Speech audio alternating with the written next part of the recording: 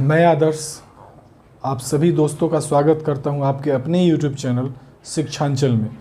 दोस्तों आज हम लोग डू डज डिड का यूज़ करना प्रॉपर तरीके से सीखेंगे कि डू डज डिड का यूज़ कहाँ कहाँ और कैसे कैसे किया जाता है, थोड़ा समझेंगे। सबसे पहला मैंने लिखा मेन वर्ब, यानी डू डज डिड का यूज़ मेन वर्ब के रूप में किया जाता है। उसके बाद यूज़ होता है हेल्पिंग वर्ब के रूप में यूज़ होता है, और उसके बाद जो होता है सेंटेंस को इम्फैटिक बनाने में। इम्फैटिक करने का मतलब है किसी भी सेंटेंस को जोरदार, थोड़ा सा उसको वज़नदार बनाने के रूप में किया जाता है। फ्रेंड्स, मैंने यहाँ पर लिखा मेन वर्ब लिख करके डैश दिया, प्ले, सिंग, रीड, ये सारे मेन वर्ब हैं, आप सभी को पता है। लेकिन नीचे मैंने लिखा डू, हैव, बी, ये भी तीनों अगर बात करें तो ये मेन एक्सिलरी वर्ब कहलाते हैं। अब ध्यान देंगे कि यहाँ पर डू जो है, डू का, हैव का और बी का फैमिली होता है। उसके रूट को समझेंगे कि इससे किन किन चीज़ों का फॉर्मेशन, किन किन वर्ड्स का फॉर्मेशन हुआ है। जैसे डू से ही फॉर्मेशन हुआ है डिड का एंड डज का, यानी डू से बना डज और फिर डिड, यानी ये तीनों एक ही हैं। अगर बात करें हैव, तो हैव से ही हैज़ और हैड, यानी इसी से ये फॉर्म हुआ है। उसके बाद अगर बी की बात करें तो प्रेजेंट टेंस में इज, एम, आर, और पास्ट टेंस में बात करेंगे तो वॉज, वर। ठीक है, तो यहाँ पर हम लोगों ने समझा कि ये डू डज डिड जो है ये डू से ही बना हुआ चीज़ है। मेन इसका ये डू है और इसी का ये फैमिली डिड एंड डज। दोस्तों मैंने अभी बताया डू, हैव और बी के बारे में, तो जान लेते हैं कि डू का मतलब होता है, अगर मेन वर्ब की बात करें तो करना होता है। हैव कोई भी चीज़ आपके पास होता है या इसको रखते हैं तो हैव का यूज़ करते हैं। जैसे ही has a pen, I have a bat, कुछ भी एग्जाम्पल्स में ले सकते हैं। और बी का मतलब होता है होना। तो यहाँ पर मैंने कुछ एग्जाम्पल्स लिया है, जैसे I play football, he plays football, he played football.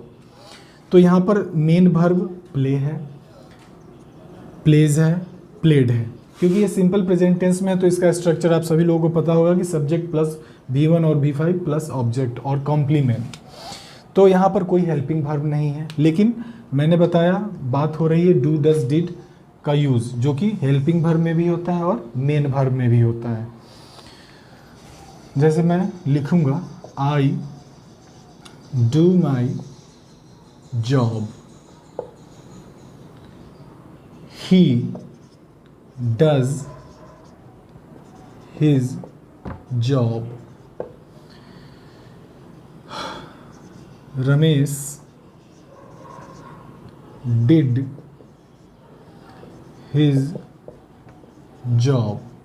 ध्यान देंगे यहाँ पर मैंने लिखा आई डू माई जॉब, यहाँ पर डू जो है आपका ये मेन वर्ब के रूप में वर्क कर रहा है। डू का मतलब मैंने यहाँ बताया करना होता है, यानी मैं अपना काम करता हूँ। सिंपल प्रेजेंट टेंस का ही वाक्य है। फिर यहाँ पर ध्यान देंगे ही डज हिज जॉब, यानी वह अपना काम करता है।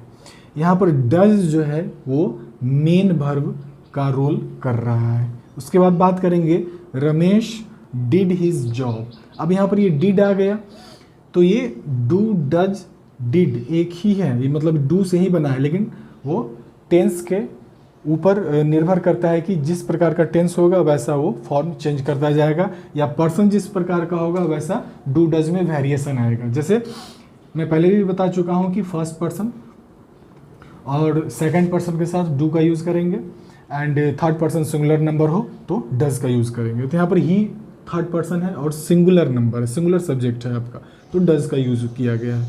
रमेश, ये रमेश डिड हिज जॉब, तो ये पास्ट टेंस में, सिंपल पास्ट टेंस में है, तो यहाँ पर मैंने डिड का यूज़ किया। और ये डिड जो है ये मेन वर्ब का रोल प्ले कर रहा है, यानी रमेश ने अपना काम किया। दोस्तों अभी आपने जाना कि डू डज डिड का प्रयोग मेन वर्ब में कैसे करते हैं। अब जानेंगे कि इसका प्रयोग हेल्पिंग वर्ब में कैसे किया जाता है। ध्यान दीजिएगा, मैंने लिखा कुछ यहाँ पर, कुछ एग्जाम्पल्स मैंने लिखा है। I do not play cricket, he does not play cricket, he did not play cricket, he did he play cricket, does she not sing a song. तो यहाँ पर समझेंगे कि सिंपल प्रेजेंट टेंस हो या सिंपल पास्ट टेंस हो, उस वाक्य को निगेटिव या इंटरोगेटिव, नकारात्मक या प्रश्नात्मक उसको बनाने में डू डज डिड का प्रयोग करते हैं। ध्यान दीजिएगा यहाँ पर आई डू नॉट प्ले क्रिकेट, तो इस सेंटेंस में आपको पता चल रहा होगा कि मेन वर्ब आपका प्ले है और डू यहाँ पर हेल्पिंग वर्ब के रूप में काम कर रहा है। ही does not play cricket, main verb आपका प्ले है और यहाँ पर डज जो है वो हेल्पिंग वर्ब का रोल कर रहा है। और ही के साथ डज इसलिए लगाया मैंने क्योंकि यहाँ पर ही थर्ड पर्सन सिंगुलर नंबर है। फिर आते हैं ही डिड नॉट प्ले क्रिकेट, यहाँ पर ध्यान दीजिएगा कि प्ले जो है आपका वो मेन वर्ब का रोल कर रहा है, ये मेन वर्ब है। और सपोर्टिंग वर्ब यानी ये आपका ऑक्सिलरी वर्ब जो है वो डिड है, हेल्पिंग वर्ब डिड। फिर मैंने लिखा डिड ही प्ले क्रिकेट, क्या उसने क्रिकेट खेला। तो मैंने आपको बताया कि सिंपल प्रेजेंट टेंस या सिंपल पास्ट टेंस को नेगेटिव या इंट्रोगेटिव बनाने में डू डज का यूज़ करते हैं। तो ऊपर से जितने सारे सेंटेंसेज हैं ये 3 ये निगेटिव हैं, इसको निगेटिव बनाना था, ये सिंपल प्रेजेंट टेंस का वाक्य था। तो यहाँ पर डू डज डिड का मैंने प्रयोग किया। फिर इसको इंट्रोगेटिव बनाना था तो यही डिड पहले आ गया क्योंकि सिंपल पास्ट टेंस में है तो डिड का यूज़ होगा निगेटिव या इंट्रोगेटिव बनाने में। फिर यहाँ पर डज पहले मैंने ले आया क्योंकि ये इंट्रोगेटिव है, यही निगेटिव था तो डज यहाँ पर था। तो आपने समझ लिया कि ये डू डज का यूज़ मेन वर्ब या हेल्पिंग वर्ब में हम कैसे करें। दोस्तों अब समझेंगे कि डू डज डिड का यूज एक ही सेंटेंस में हेल्पिंग वर्ब और मेन वर्ब दोनों में कैसे करते हैं। देखेंगे यहाँ पर कुछ मैंने एग्जांपल्स लिया है। पहला है you do not do your job, तो यहाँ पर ये सिंपल प्रेजेंट टेंस का वाक्य है तो इसको ये निगेटिव में है तो निगेटिव बनाने के लिए यहाँ पर डू का यूज़ किया गया है तभी नॉट आया। उसके बाद फिर यहाँ पर डू है तो मैंने बताया था कि डू का मतलब होता है करना, तो ये जो है आपका हेल्पिंग वर्ब का रोल कर रहा है और ये जो है आपका मेन वर्ब, ये डू मेन वर्ब का रोल कर रहा है। उसके बाद देखते हैं ही does not do his job, तो यहाँ पर ये भी सिंपल प्रेजेंट टेंस का वाक्य, इसको निगेटिव बनाना है तो यहाँ पर डज जो है ये आपका हेल्पिंग वर्ब का रोल कर रहा है और यहाँ पर जो ये डू है ये आपका मेन वर्ब का रोल कर रहा है। फिर आगे आते हैं अगले वाक्य पर, Shyam did not do his job, Shyam ने अपना काम नहीं किया, तो यहाँ पर ये जो डिड है ये सिंपल पास्ट टेंस का वाक्य है और इसको निगेटिव बनाना है तो डिड का यूज़ करेंगे। तो Shyam did not do his job, तो ये डिड हो गया आपका हेल्पिंग वर्ब और ये हो गया आपका मेन वर्ब, ये हेल्पिंग वर्ब ये मेन वर्ब, ये हेल्पिंग वर्ब ये मेन वर्ब।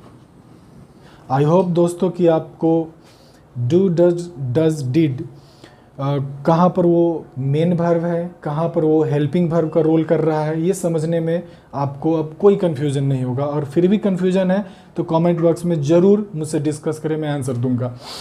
अब बात करते हैं कि डू डज डिड का यूज़ मैंने बताया था शुरुआती में कि सेंटेंस को इम्फैटिक बनाने में भी यूज़ किया जाता है, तो जानेंगे कि कैसे यूज़ करते हैं। दोस्तों इम्फैटिक के लिए मैंने यहाँ पर कुछ एग्जांपल्स लिखा है जिसे समझने का प्रयास करेंगे। इम्फैटिक मैं पहले बता चुका हूँ कि यह वाक्य को जोरदार बनाता है। मैंने यहाँ पर पहला सेंटेंस लिखा वह खेलता है, एक सिंपल प्रेजेंट टेंस का वाक्य है तो इसको हम ट्रांसलेट कर दिए ही प्लेज। अगर कोई गुस्सा करके चिल्ला करके बोले कि वह खेलता तो है, यानी इस वाक्य पर वो जोर दे करके बोल रहा है, तो ही डज प्ले, यहाँ पर मैंने लिखा ही डज प्ले। अब ही के साथ डज क्यों? क्योंकि ये ही जो है आपका पर्सन है वो थर्ड है, वो भी सिंगुलर नंबर है। अगर हम बात करें कि आप खेलते ही तो है या आप पढ़ते ही तो हैं, तो इसका ट्रांसलेशन क्या हो जाएगा? You do read. अगर सिंपली रहता आप पढ़ते हैं तो यू रीड, लेकिन यहाँ पर है आप पढ़ते ही तो हैं, तो यू डू रीड, और यू के साथ डू मैंने क्यों लगाया, क्योंकि ये सेकंड पर्सन है, और आपको पता है कि फर्स्ट पर्सन सेकंड पर्सन के साथ वो कोई भी नंबर में रहे हमेशा डू का यूज़ किया जाता है। यही बात अगर हम कहें कि मुकेश ने क्रिकेट खेला था, अब मुकेश ने क्रिकेट खेला ही था, इसी को अगर जोड़ दे करके बोला जाए तो मुकेश डिड